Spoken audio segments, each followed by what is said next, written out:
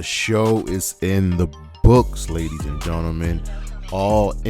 Ended a couple hours ago, and you're asking yourself, well, what just happened? It was a good show, solid show. We're going to go over it. We had 3 matches on the pre-show. There was one, and then 2 more got announced overnight.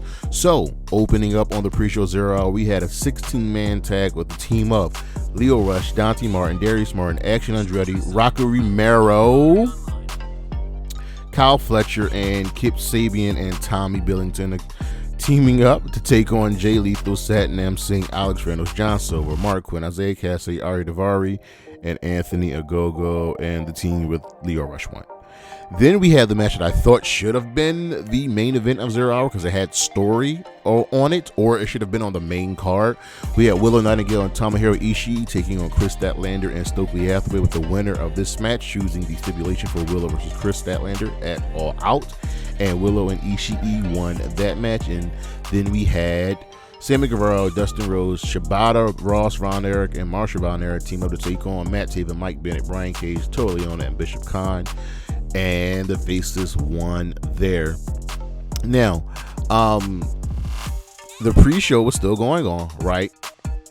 And Saraya came out with her family and a bunch of other people, right? And she was pissed that she wasn't on the card, that she didn't have a match. Remember, she won the championship last year, so she set up a challenge. She wanted anyone in the back, to face her, and out came a returning Jamie Hayter. And yes, it was on. Hayter cleared the ring, took out Saraya's mom, took out Harley Cameron, and Jamie Hayter is back, ladies and gentlemen. I'm so excited. On to the main card. The opening match was the Fatal 4-Way ladder match for the Trios Championships, with the Patriarchy defending against the House of Black, the Bang Bang Gang, and BCC, and joined by Pac. This was crazy. This was such a chaotic match, a match where everybody got time to shine. It looks like people were hurt. It looks like people died. There's so many big spots that happened. But Christian was the main story here. Him and followed by Pac.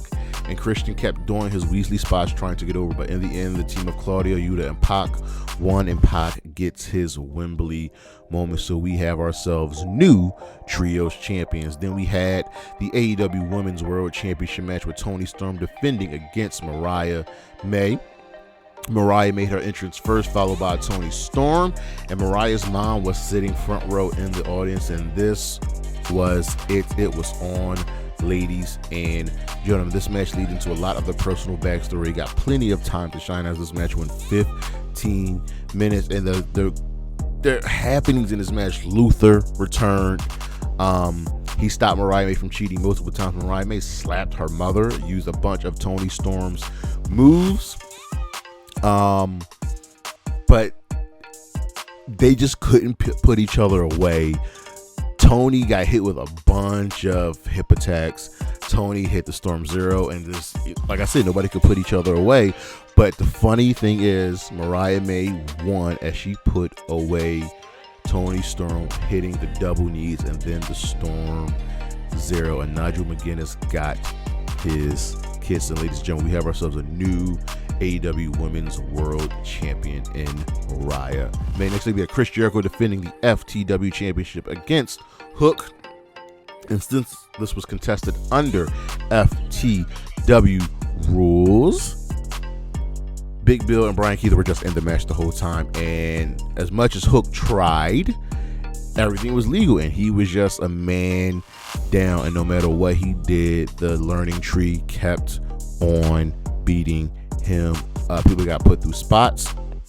Hook finally showed that he can see, and Hook won the championship because his father Taz got off a commentary, locked in the Taz mission on Brian Keith as Keith was trying to stop Hook, who had the red rum locked on Jericho, and Jericho tapped out. Yeah, and the Taz just went back to the commentary desk just like that. This was fun. This was crowd please. Next up, we had the triple threat tag team title match with the Young Bucks defending against FTR and the Acclaimed. And this was what you expect from a three-way tag team match, with these teams getting in their signature moves, hitting all their spots in the chaos, and not a real lack of, structure there. I mean, Billy Gunn got involved to make sure his boys did what they could. Max Caster, in my opinion, was probably the star of the show. He was all over the place. He even did a Shatter Machine and an EVP trigger. But in the end, the Young Bucks retained the championships here. This was really, really good. I was kind of hoping the Acclaimed would win, but seeing as how the Young Bucks won, this kind of set up what would happen later in the evening. As the Young Bucks are celebrating in the win, the Grizzled, the Young Veterans, joined in the ring and confronted them, and they bailed. Then they attacked FTR. The Young Bucks bailed, and then the Grizzled Young Veterans attacked FTR. Next up, we had the Casino Battle Royal, with the winner receiving an AEW World Championship match anytime, any place, anywhere. Orange Cassidy was number one. This match featured 20 participants. So Cassidy was one. Number two was Okada. Number three was... Who was number three? Nigel McGuinness, returning to a major pop. He looked to be in excellent shape. It was great to have Nigel McGuinness back in the ring.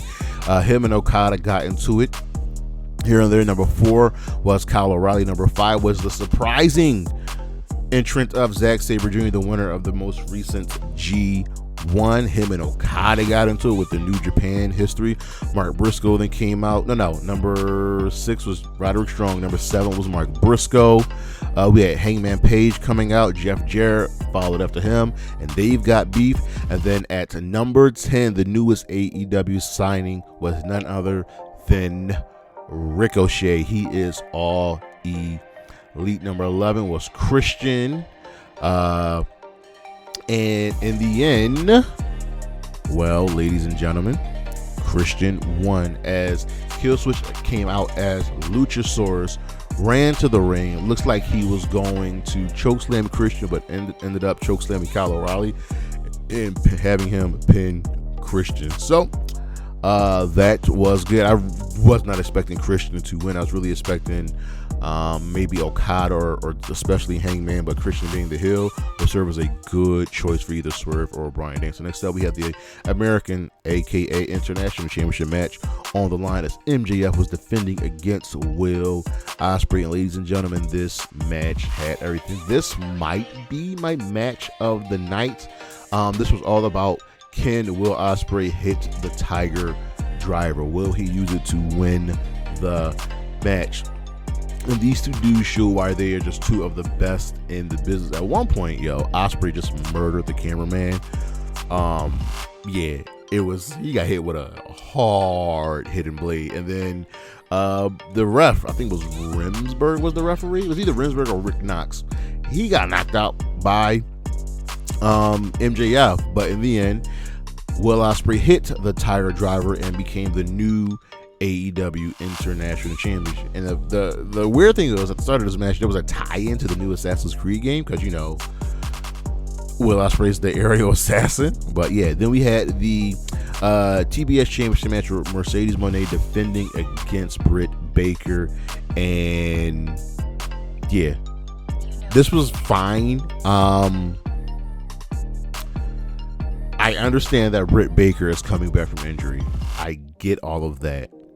But she was also never really great in the ring.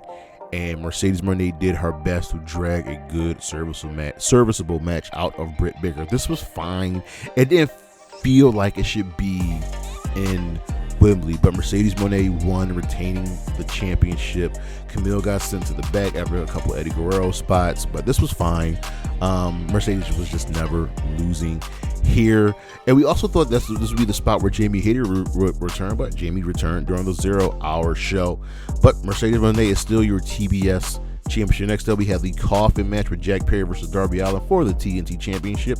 And with the Young Bucks retaining, this was pretty much simple that Jack Perry was going to win. And honestly, Jack Perry kind of dominated this match. There was signs of restraint that he took in this match. There were a lot of chances they took, but Darby Allin obviously caught the brunt of it. Jack Perry was smart. He tied up Darby Allin's feet and put him in the coffin. And then he was going to light this dude on fire because, you know, Darby was going to light Jack Perry on fire during the Blood and Guts match. But Jack Perry retained. He is still the TNT champion, as they are going to light him on fire, light Darby on fire, the Young Bucks. Sting came out and saved his son, gave them Scorpion Death, gave the Young Bucks Scorpion Death jobs, and fans cheered. This was just a great moment. And in the main event, okay, I said, you know, the International Championship might be the match of the night. This was the match of the night, the World Championship match between Swerve Strickland and Bryan Danielson. Ladies and gentlemen, this was absolutely awesome. Swerve did everything in his power, being the heel, being dangerous, and no matter what Danielson threw at Swerve would just shake. Danielson hit this man with a Busaiku knee, and Swerve just shook it off like, excuse me, that hurt. Psych. This was so good. But in the end, yes, Bryan Danielson won, tapping out Swerve. This was good. Danielson celebrated with his BCC teammates Sans, Mox, and his wife Bree Danielson. This was good. This was a really good main event. This is not the last we've seen of Swerve Strickland. Remember that, ladies and gentlemen. Swerve is not going anywhere. Okay, he will be back on top. But as Bryan Danielson is ending his full-time career, a good world title run is to be had. I would not be shocked if he lost the belt at All Out. I would not be shocked if he held it all up until Wrestle Dream. But Danielson is your new AEW World Champion. I'm really interested to see what's going to happen with Swerve next. But first, he's got to deal with Hangman Adam Page. As for this show, I'm going to give it a B+. It's almost an A, or I give it an 8 out of 10. It's just the TBS title match and really the tag team title match are what really held this back from being an awesome show. Maybe I would have switched the results here or there for storyline purposes, but it was still a very good show. All In 2025 will be taking place in Arlington, Texas next year. Can't wait for that. But that is what just happened, ladies and gentlemen. All In 2024. I'll see you when I see you. Peace.